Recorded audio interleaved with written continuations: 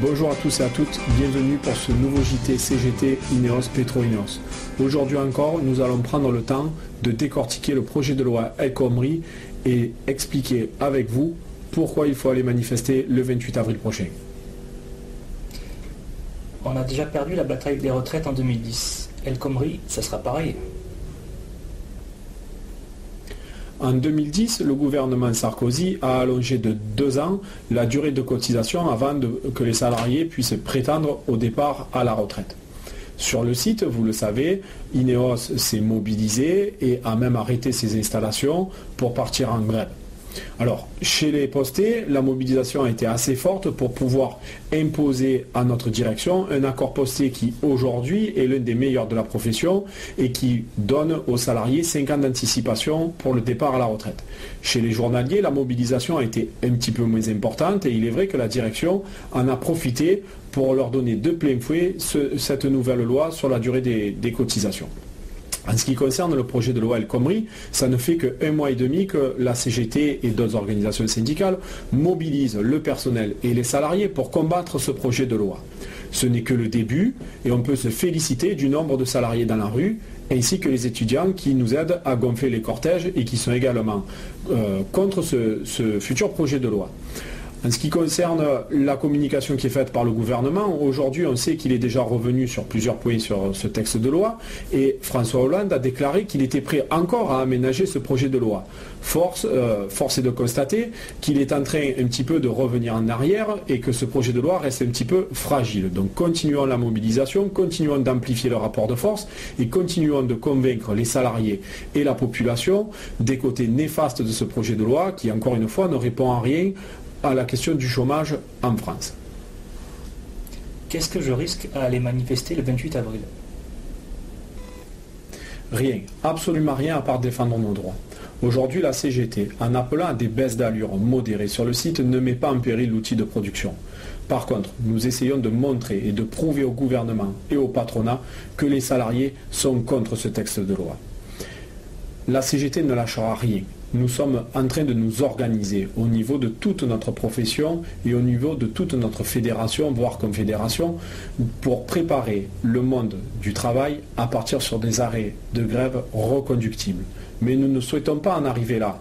Néanmoins, c'est une arme que nous sommes prêts à utiliser demain si nous étions obligés de le faire pour faire comprendre que nous sommes pour le retrait pur et simple de ce futur texte de loi. Quels sont les risques de cette loi? Explique-moi le danger du projet de loi El Khomri. La plus grande menace est la précarité de nos emplois, mais aussi de nos droits. Voici quelques exemples de ce qui va nous impacter directement par ce projet de loi. En ce qui concerne les accords, ils ne seront plus forcément à durée déterminée, ce qui donnera une plus grande largesse à la direction de pouvoir revenir sur des accords qui bénéficiaient jusqu'alors au personnel. En ce qui concerne les fameux accords de préservation de l'emploi et de développement de l'emploi, il y a un gros risque que de nombreuses primes passent à la trappe, notamment le 13e mois chez nous, mais également la perte des usages de rémunération. N'importe quel accord d'entreprise prétendant donc préserver ou développer l'emploi s'imposerait au contrat de travail. Donc il pourrait modifier la durée de travail à la hausse et le salaire, bien entendu, à la baisse. Les salariés refusant l'application de l'accord seraient licenciés sans pouvoir contester le motif et ne bénéficieraient pas des PSE, même s'il y a plus de 9 personnes concernées. En ce qui concerne la durée maximum quotidienne, la possibilité de dérogation par accord serait limitée aux hypothèses de surcroît d'activité ou bien entendu inversement pour des motifs bien sûr très larges. En ce qui concerne la durée hebdomadaire maximale, la possibilité de passer le temps de travail à 60 heures sans que ce soit justifié auprès de la directe auparavant. La durée légale des heures supplémentaires, elles ne seront plus décomptées en fonction de la semaine civile. C'est un petit peu ce qui se passe aujourd'hui avec le problème de l'oxyde pour les heures supplémentaires et du roulement chimique. La modulation du temps de travail, elle pourra s'étaler sur 3 ans, c'est-à-dire que les salariés devront attendre 3 ans avant que toutes leurs heures supplémentaires leur soient versées. Pour l'horaire individualisé, La loi ne prévoit plus de limite au nombre d'heures qui peuvent être reportées d'une semaine à l'autre. Je vous laisse imaginer l'impact sur les vies de famille de vous tous. La convention forfait. Quasi-absence d'encadrement au forfait jour, ce qui est contre les directives européennes. Pour les licenciements économiques, les critères de licenciement économique seraient bien assouplis avec cette nouvelle mouture du projet. Une baisse des commandes, du chiffre d'affaires ou des pertes d'exploitation pourrait justifier un tel licenciement. Le périmètre d'appréciation des difficultés économiques serait limité au secteur d'activité. En France, la bonne santé économique au niveau mondial ne serait pas prise en compte. Je vous laisse donc avec tous ces points-là, toutes ces idées. Nous reviendrons au travers de tracts pour vous donner de nouvelles informations, mais vous l'aurez compris, la loi travail et le projet de loi El Khomri d'aujourd'hui fragilisent nos emplois, fragilisent nos acquis, mais ne répondent nullement à la question du chômage et de l'emploi en France. À quoi servent ces journées de manifestation? Le gouvernement espère que le monde ouvrier s'épuise à aller manifester et que finalement, au fil du temps, il puisse accepter ce projet de loi. Voilà pourquoi les journées de manifestation se multiplient.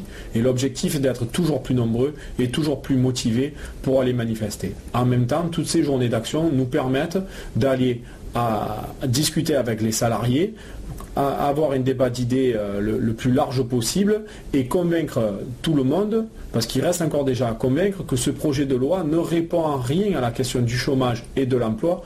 Au contraire, tout ce qui est à l'extérieur va augmenter la précarité et les risques de licenciement du personnel et des salariés.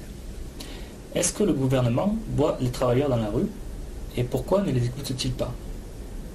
Il ne s'agit là que de la communication. Quand la CGT revendique 1 million de salariés dans les rues, ils y sont. Et le gouvernement le voit, même s'il se sert des médias pour annoncer des chiffres ridicules de manifestants, c'est juste pour démobiliser les gens et faire croire que la majorité de la population adhère à ce projet de loi. Nous ne sommes pas dupes, nous savons très bien comment ça fonctionne. Alors, nous écouter, il finira par nous écouter, qu'il le veuille ou pas. Il y a un moment où la pression des urnes sera très forte et où le gouvernement, nous n'en doutons pas, si la mobilisation continue, reviendra en arrière. Pour ne pas prendre le pays en otage et pour ne pas en arriver à opposer les salariés résignés à ceux qui veulent se battre pour leur avenir, nous organisons la journée de rassemblement du 28 avril à 10h30 au Vieux-Port, à Marseille, pour combattre une nouvelle fois ce projet de loi. Mais n'en doutons pas, cette journée ne sera pas la dernière et nous serons encore plus nombreux les prochaines journées avec des baisses d'allure de plus en plus conséquentes, voire, comme je vous l'ai dit tout à l'heure, des arrêts d'unité. Alors Nico, dans ce projet de loi, on entend beaucoup parler de l'inversion des normes. C'est quoi exactement l'inversion des normes ? Aujourd'hui, le Code du travail est la référence pour les travailleurs. Au-dessus, nous avons les accords de branche et au mieux du temps, nous avons les accords d'entreprise. Désormais, avec le projet de loi El Khomri, les accords de branche pourront être en dessous du Code du travail et les accords d'entreprise encore en dessous des accords de branche. Cela veut dire que désormais, pour la plupart des sujets, ce sont les accords d'entreprise qui fixeront les règles de manière totalement autonome. Les accords de branche ne seront applicables que s'il n'y a pas d'accord d'entreprise et la loi ne sera applicable que s'il n'y a pas d'accord. La loi devient donc supplétive, on part du bas pour aller vers le haut. J'espère que les informations que nous vous avons données vous aideront à y voir plus clair sur les menaces de ce projet de loi. En attendant, l'objectif premier est d'obtenir le retrait de ce projet de loi. L'ambition de la CGT reste de transformer la révolte en une lutte pour obtenir des droits nouveaux et construire avec vous le Code du travail du XXIe siècle. Alors en attendant, n'oubliez pas, venez nombreux le 28 avril manifester, soyez en grève et n'oubliez pas, l'avenir appartient à ceux qui luttent.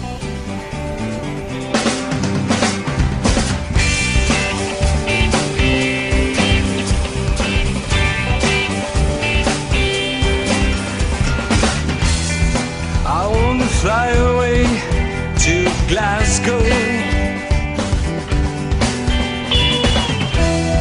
almost down and to zero.